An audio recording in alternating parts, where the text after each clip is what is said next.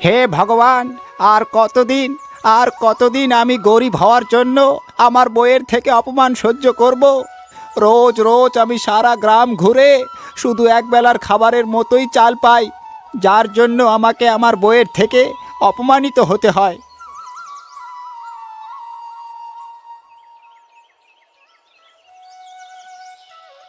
আরে পণ্ডিত মশাই, কি ব্যাপার?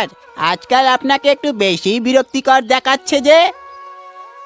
আরে কিছু না নন্দু ভাই, এই ঘরের চিন্তাতেই একটু মেতে থাকি। আচ্ছা ঠিক আছে নন্দু ভাই, আমি এখন আসি। হ্যাঁ, আরে যান যান পণ্ডিত মশাই, যদি আপনার একটুও দেরি হয়ে যায় যেতে, তো আপনার পণ্ডিতাইন আপনাকে মেরে মেরে আপনার পুরো ছাল তুলে নেবে। এই সব কথা শুনে পণ্ডিত মশাই দুঃখিত হয়ে ওইখান থেকে চলে যান।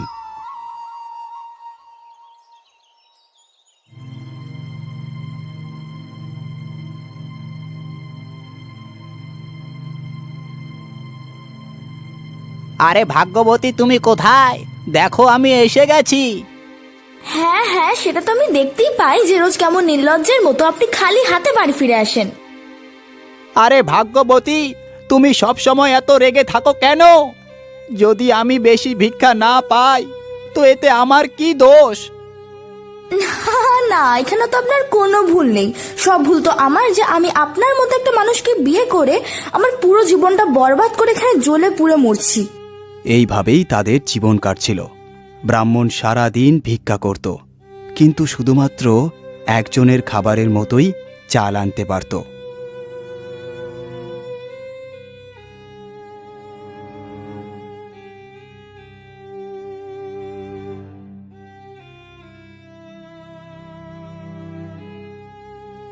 হে ভগবান, রোজ রোজ এই অপমান ভরা জীবনের থেকে আমি বিরক্ত হয়ে গেছি।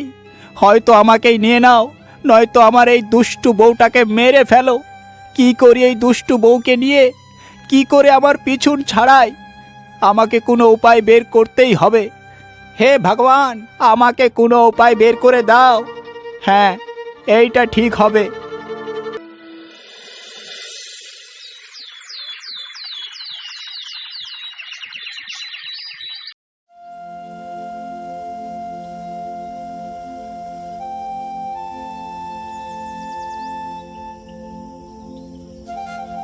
পণ্ডিতাইন জি, আজ আমি উজ্জৈন রাজ্যে যাচ্ছি।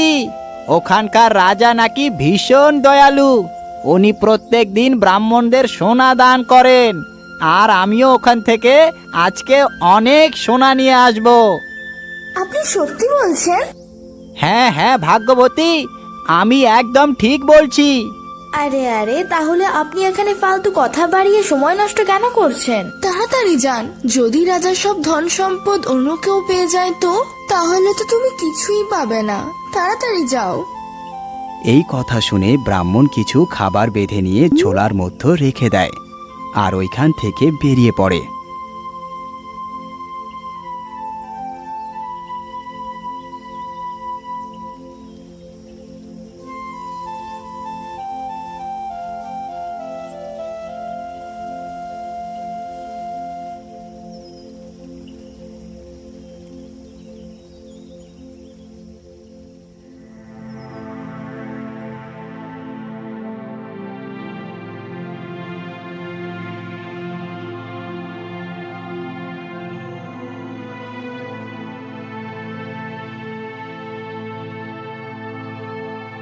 আরে রাম রাম রাম, চলতে চলতে এত দূরে চলে এলাম, কিন্তু আমি তো জানি না যে যাব কোথায়। চলো একটু দেখি, নদী তো কাছেই আছে, একটু কিছু খাবারই খেয়ে নিই। এই ভেবে ব্রাহ্মণ ওখানে এক গাছের নিচে ছোলাটা রেখে দেয়, আর কলসিতে জল ভরতে চলে যায়। আমার হিসাবে এই জায়গাটাই ঠিক আছে। চলো এখান থেকেই জল ভরে নেই। এই ভেবে ব্রাহ্মণ তার কলসি জল দিয়ে ভরতে শুরু করে। জল ভরার পর কলসি নিয়ে আবার ওই জায়গায় ফিরে আসে। তারপর আরামে সে খাবার খেতে শুরু করে।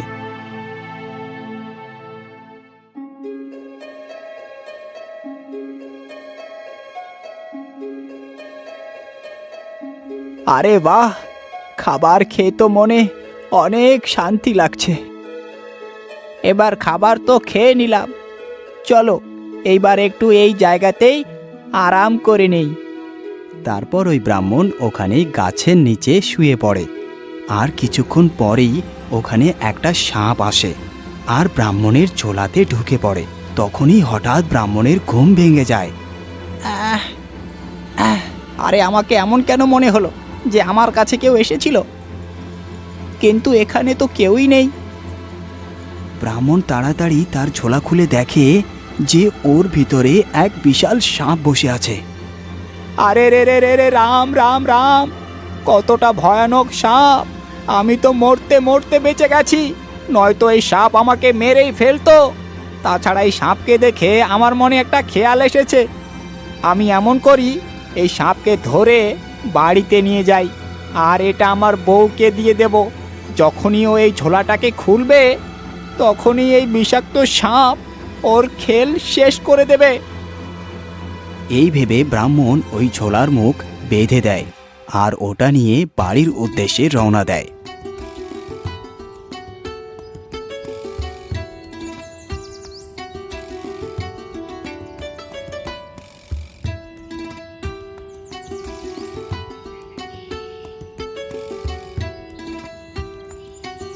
আরে ও পণ্ডিতাইন, তুমি কোথায়? দেখো আমি তোমার জন্য কি নিয়ে এসেছি। আরে আপনি চলে এসেছেন? আমি জানি এটার ভেতর অনেক ধন সম্পত্তি আছে। দিন দিন, তাড়াতাড়ি নিজের থলেটা আমাকে দিন। এটা বলেই পণ্ডিতাইন ঝোলাটাকে নিয়ে নেয়।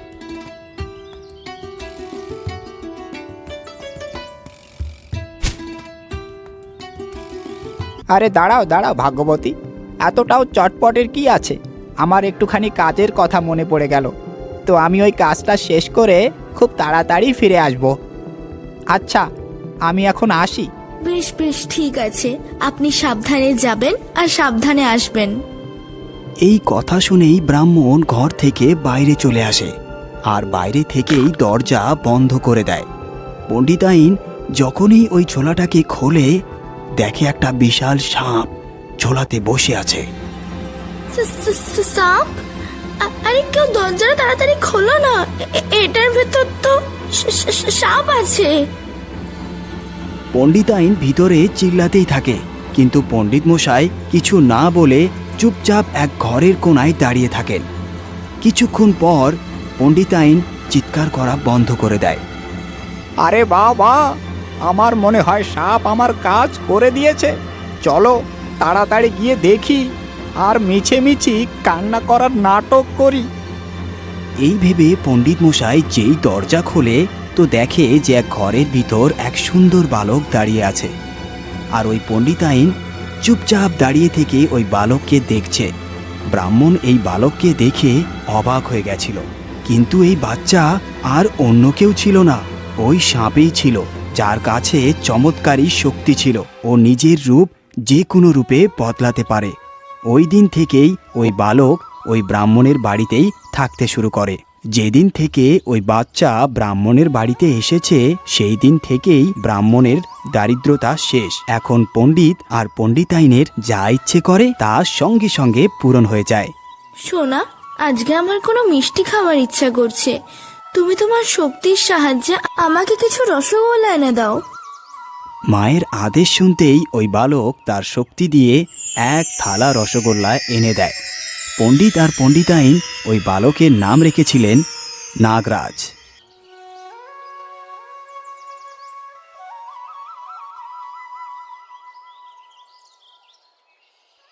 15 বছর পর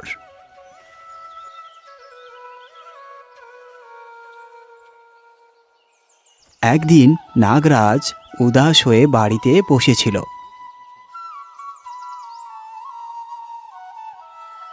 আরে সোনা, কি ব্যাপার? আজ তুমি এইভাবে উদাস হয়ে কেন বসে আছো? কি হয়েছে বাবা? বাবা, আমি কয়েকদিন থেকেই একটা পবিত্র সরোবরে স্নান করতে চাইছি, কিন্তু আমি কোনো পবিত্র সরোবর খুঁজেই পাচ্ছি না। কিন্তু বাবা, এখানে আশেপাশে তো সেই রকম কোনো পবিত্র সরোবর নেই। হ্যাঁ, এক জায়গায় এমন পবিত্র সরোবর আছে। তো তাড়াতাড়ি বলুন বাবা, ওই সরোবরটা কোথায় আছে? বাবা, ওই রকম সরোবর তো একমাত্র আমাদের রাজ্যের রাজার মহলেই আছে। তাহলে চলুন বাবা, আমাকে ওই সরোবরের কাছে নিয়ে চলুন। আরে না বাবা, ওই সরোবরে তুমি স্নান করতে পারবে না। যদি রাজা জেনে যায় তো রাজা আমাদের ফাঁসিতে ঝুলিয়ে দেবে। আরে বাবা, আপনি এত চিন্তা কেন করছেন? আপনি তো জানেন আমার কাছে চমৎকারী শক্তি আছে, ওইখানে আমাকে কেউই দেখতে পাবে না। আচ্ছা আচ্ছা, ঠিক আছে বাবা, আমি তোমাকে ওইখানে নিয়ে যাচ্ছি। তারপর ওই দুজন রাজমহলের দিকে যেতে শুরু করেন।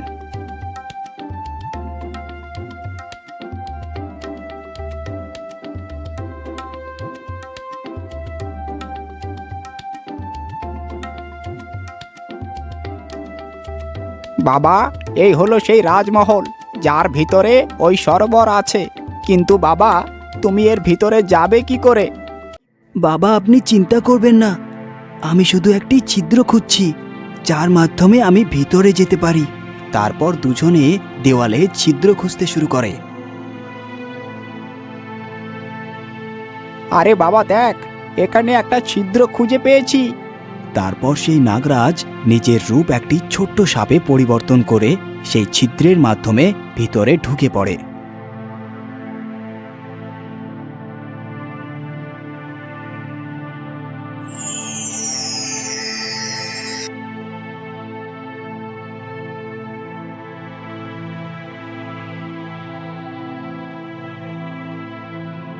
আরে বাহ, এই সরোবর তো কত সুন্দর! চলো, আমি তাড়াতাড়ি স্নান করে এইখান থেকে বেরিয়ে পড়ি। এই ভেবেই নাগরাজ সরোবরে স্নান করতে শুরু করে। তখনই বাগানে ঘোরাফেরা করছিল রাজকুমারী। রাজকুমারীর কানে জলের আওয়াজ পৌঁছায়। আরে বোন, এত জোরে জোরে জলের আওয়াজ আসছে, মনে হয় আমাদের রাজ সরোবরে কেউ স্নান করছে। তুমি তাড়াতাড়ি যাও আর দেখে এসো ওখানে কে আছে। বিনা অনুমতিতে এভাবে রাজপ্রাসাদে প্রবেশ করেন এত দুঃসাহস কার? তারপর ওই দাসী সরোবরের কাছে যায়। সেখানে সে কাউকেই দেখতে পায় না, কারণ যতক্ষণে দাসী সরোবরে পৌঁছায় ততক্ষণই ওই ছেলে ওইখান থেকে চলে গেছে। কিন্তু রাজকন্যা, ওখানে তো কেউই নেই। কিন্তু এটা কিভাবে সম্ভব? আমি তো নিজের কানে স্পষ্ট শুনেছি যে ওখান থেকে কারো স্নান করার শব্দ আসছিল।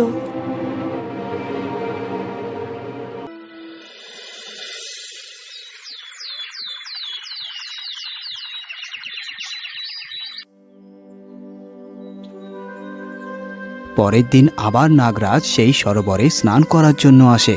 তো আবার রাজকুমারী ওই স্নান করার শব্দ শুনতে পায়। আরে ব্যাপারটা কি হলো? এটা তো সেই কালকেরই ওই শব্দই। না না, আমি একটা কাজ করি, আমি আজ নিজে গিয়ে দেখে আসবো যে ব্যাপারটা আসলে কি হচ্ছে। এই বলেই রাজকুমারী সরোবরের কাছে যায়। তো গিয়ে দেখে যে নাগরাজ মনের আনন্দে সেখানে স্নান করছে। আরে, এই যুবকটা তো কত সুন্দর, কিন্তু এই সুপুরুষ যুবকটা আসলে কে? যদি আমি এনাকে আমার স্বামী হিসাবে পেতাম, কিন্তু ইনি আসলে কে? আর রাজপ্রাসাদে এলেনই বা কেমন করে? একটা কাজ করি, আমি আজকে এনার পিছন করব আর দেখাই যাক ইনি আসলে কোথায় থাকেন। রাজকুমারী ঠিক তাই করলো। নাগরাজ স্নান করে সেইখান থেকে যেতে শুরু করে। তো রাজকুমারী ওর পিছা করতে করতে বাড়ি পর্যন্ত পৌঁছে যায়। আচ্ছা, তাহলে এই যুবক আসলে পণ্ডিত দেবনন্দর পুত্র। মা, যদি আমি আপনার কাছে কিছু চাই তো আপনি কি আমার সেই ইচ্ছা পূরণ করবেন? অবশ্যই কন্যা, বলো তোমার কি চাই। তুমি যা চাইবে আমি অবশ্যই সেটা তোমাকে দেওয়ার চেষ্টা করব। মা, আমি একজন যুবককে ভালোবেসে ফেলেছি, আর আমি অন্তর থেকে তাকেই আমার স্বামী রূপে স্বীকার করে ফেলেছি। তাই আমার ইচ্ছে আমার বিবাহ হলে সেই যুবকের সাথেই হোক।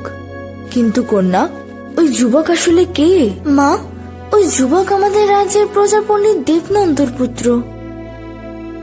কিন্তু সোনা, একজন সাধারণ ব্রাহ্মণ তোমার সাথে কিভাবে বিবাহ করতে পারে? মহারানীর হাজারবার বোঝানো সত্ত্বেও রাজকুমারী কিছুতেই কথা শোনে না। তারপর মহারানী এই কথা রাজাকে গিয়ে বলে। আরে না মহারানী, আপনি এ কেমন কথা বলছেন?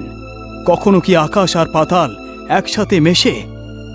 কোথায় ওই দরিদ্র ব্রাহ্মণ আর কোথায় আমি, এক রাজা? এই সম্পর্ক কিভাবে হবে? না বাবা, যদি আমার বিবাহ তার সাথে না হয় তাহলে আমি আত্মহত্যা করতে বাধ্য হব। রাজকুমারীর এই কথা শুনে রাজা ভয় পেয়ে যায়। যদি তার একমাত্র কন্যা আত্মহত্যা করে? আচ্ছা ঠিক আছে রাজকুমারী, তুমি দুঃখী হও না। আমি তোমার বিবাহ ওই যুবকের সাথেই করাবো। সৈনিক দল, পণ্ডিত দেবনন্দের বাড়ি যাও আর পুরো সম্মানের সহিত ওনাকে এখানে নিয়ে এসো। রাজার আদেশ শুনেই সৈনিক দল পণ্ডিত দেবনন্দের বাড়ি পৌঁছে যায়। আরে পণ্ডিত মশাই, আপনি আমাদের সাথে চলুন, আপনাকে মহারাজ ডেকেছে। কিন্তু মহারাজ আমাকে কেন ডেকেছেন? মহারাজ এটা জানতে পারেননি তো যে নাগরাজ ওনার সরোবরে রোজ স্নান করার জন্য যান? আজ হয়তো মহারাজ আমাকে আর ছাড়বেন না। আরে কি হলো পণ্ডিত মশাই, আপনি কি চিন্তা করছেন? কিছু না সৈনিক ভাই, চলুন আপনাদের সাথেই যাই। এই কথা বলেই পণ্ডিত দেবনন্দ সৈনিকদের সাথে রাজমহলে পৌঁছে যায়। বলুন মহারাজ, কি ব্যাপার? আপনি আমাকে কেন ডেকেছেন? পণ্ডিত মশাই, আমি আমার কন্যা ভানুমতির ব্যাপারে আপনার সাথে কিছু কথা বলতে চাই। বলুন মহারাজ, আপনি কি জিজ্ঞেস করতে চান? পণ্ডিত মশাই, আমার কন্যা আপনার পুত্রকে ভালোবাসে। এই জন্য আমি আমার কন্যার বিবাহ আপনার পুত্রের সাথে দিতে চাই। রাজার মুখে এই কথা শুনে ব্রাহ্মণের তো খুশির ঠিকানা নেই। মহারাজ, আপনি বিশাল মনের মানুষ মহারাজ, বিশাল মনের মানুষ, যে আপনি এই দরিদ্র ব্রাহ্মণকে এর যোগ্য বলে মনে করেছেন। আমি এই সম্পর্কে রাজি মহারাজ। তারপর খুব ধুমধাম করে রাজকুমারী ও নাগরাজের বিয়ে দেন মহারাজ। মহারাজ তার কন্যা ভানুমতির জন্য একটি সুন্দর মহল বানিয়ে দেন। নাগরাজ, রাজকুমারী ও ওই ব্রাহ্মণের পুরো পরিবার ওই মহলের মধ্যে থাকতে শুরু করে। আরেকদিকে নাগরাজের নাগরানীরা, যারা ওই নদীতে থাকেন, অনেক সময় ধরে যখন নাগরাজ তাদের কাছে ফেরেন না, তাই তারা চিন্তায় পড়ে যায়। কিন্তু প্রেতমা, আমাদের স্বামী আমাদের ছেড়ে কোথায় বা যেতে পারেন? ওনার যাওয়ার পর থেকে প্রায় 17টা বছর কেটে গেছে, কিন্তু এখনো উনি ফিরে এলেন না। আরে বোন, আমি খবর পেয়েছি যে আমাদের স্বামী পৃথিবীতে আরো একজনকে বিবাহ করেছে, যার নাম ভানুমতি, আর ও রাজার একমাত্র কন্যা। তারপর ওই দুজন নাগরাজকে ফিরে আনার পরিকল্পনা করেন। আচ্ছা ঠিক আছে প্রেতমা, এবার আমাকে যেতে হবে।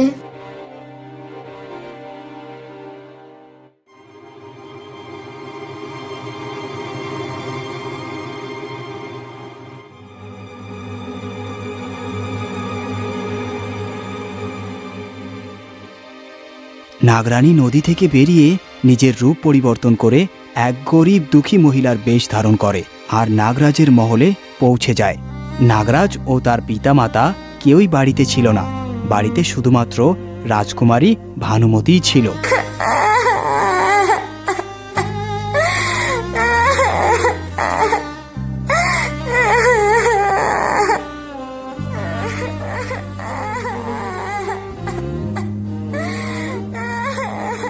আরে বাইরে আবার কে কাঁদছে?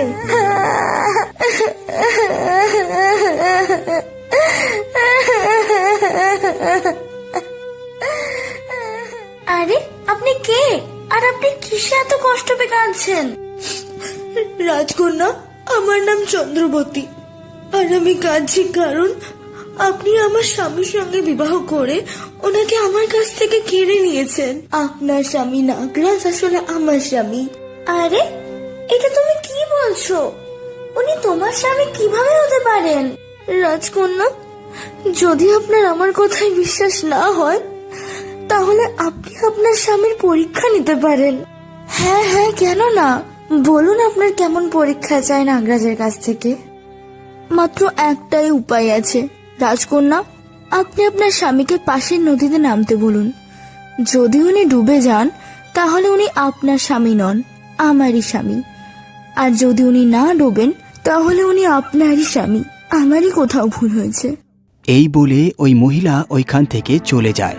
যখন নাগরাজ ঘরে আসে তখন দেখে যে রাজকুমারী তার সাথে কথা বলছে না। ভানুমতি, আজ তুমি আমার সাথে কথা বলছো না কেন? কি হয়েছে? আমি আপনার সাথে এই জন্য কথা বলছি না, কারণ আপনি আমার সাথে প্রতারণা করেছেন। ভানুমতি, আমি কি তোমার সাথে প্রতারণা করেছি? তারপর ভানুমতি রাজকুমারকে সবকিছু খুলে বলেন। আরে প্রিয়তমা, যে কোনো পর স্ত্রীর কথায় বিশ্বাস করাটা একদম ঠিক না। না, যদি আপনি সত্যি বলে থাকেন তাহলে আপনাকে এটা প্রমাণ করে দেখাতে হবে। আপনাকে কাল সকালেই পাশের নদীতে নামতে হবে। যদি আপনার কিছু না হয় তাহলেই আমি মানব যে আপনি সত্যি কথা বলছেন। দুজনের মধ্যে অনেকক্ষণ ধরে কথা কাটাকাটি হয়। শেষমেশ নাগরাজকে রাজকুমারীর কাছে হার মানতে হয়। আচ্ছা ঠিক আছে, তুমি যেমন বলবে আমি তেমনই করব।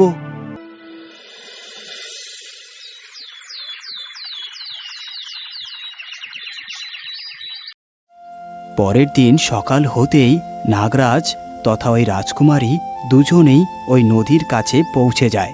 আচ্ছা ঠিক আছে রাজকুমারী, তাহলে আমি চলি। এই বলেই নাগরাজ জলে নেমে পড়ে। যেই নাগরাজ জলে নামে ঠিক তখনই তার দুই নাগরানী তাকে জলের নিচে নিয়ে চলে আসে।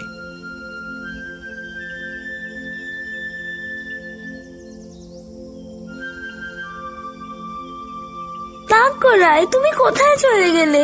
এর মানে তুমি আমাকে মিথ্যে বলেছিলে। আচ্ছা কোনো ব্যাপার না নাগরায়, তুমি ফিরে এসো। আমি তোমাকে তোমার এই স্ত্রীর সঙ্গে স্বীকার করতেও রাজি আছি। রাজকুমারী ওইখানে অনেকক্ষণ ধরে দাঁড়িয়ে নাগরাজকে ডাকতেই থাকে, কিন্তু নাগরাজ আর ফিরে আসে না।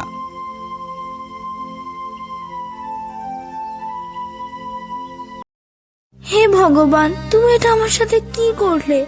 তুমি তো একেই আমার সব খুশি কেড়ে নিয়েছো। এখন আমি বেঁচে থেকেই বা কি করবো? হে প্রভু, আমাকেও তুলে নাও।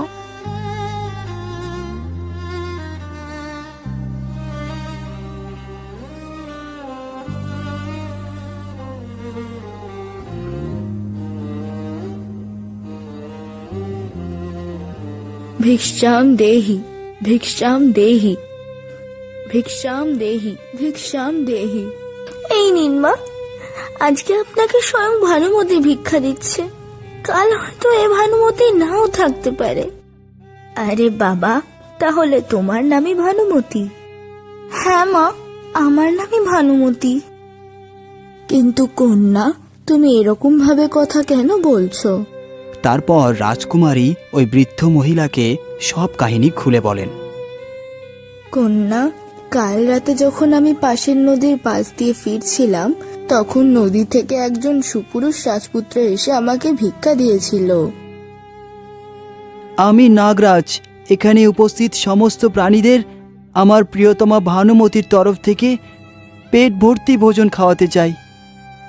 তারপর আমি খুবই তৃপ্তির সঙ্গে ওই খাবার খেয়েছিলাম এবং আমার খাওয়া শেষ হতেই সে আবার নদীর নিচে চলে গেল। এই কথা শুনেই যেন রাজকুমারীর মৃত শরীর জীবিত হয়ে গেল। রাজকুমারী ওই বৃদ্ধ মহিলাকে অনেকগুলো ধন দিয়ে ওখান থেকে বিদায় দিয়ে দেন। রাজকুমারী একটুকু দেরি না করে ওইখান থেকে বেরিয়ে পড়েন। আর রাত না হতেই সন্ধ্যার সময় নদীর ধারে পৌঁছে যায়। যেই রাত হয়, নাগরাজ হাতে খাবারের থালা নিয়ে জল থেকে বেরিয়ে আসেন। রাজকুমারী সে নাগরাজকে দেখেন আর দৌড়ে গিয়ে রাজকুমারকে জড়িয়ে ধরেন। হ্যাঁ গো, তুমি আমাকে ছেড়ে কোথায় চলে গিয়েছিলে? তোমাকে ছাড়া তো আমি পুরো প্রাণ শূন্যই হয়ে গিয়েছিলাম। না ভানুমতি, আমি তোমার সাথে যেতে পারবো না। আমি আর এই ভূমিতে বসবাস করতে পারবো না। তো ঠিক আছে, যদি তুমি পৃথিবীতে থাকতে না পারো তাহলে আমিও তোমার সাথে জলের নিচেই থাকবো। আচ্ছা ঠিক আছে, যদি তুমি আমার সাথে জলে বাস করতে চাও তাহলে চলো। তারপর নাগরাজ আর ভানুমতি নদীর ভিতরে চলে যায়। তারপর তারা চারজনে খুশি খুশি জীবনযাপন করতে শুরু করে। এইদিকে ব্রাহ্মণপুত্র যখন আর বাড়িতে না ফেরে, তখন তারা সেইখান থেকে অনেক ধন সম্পদ নিয়ে অন্য রাজ্যে চলে যায়।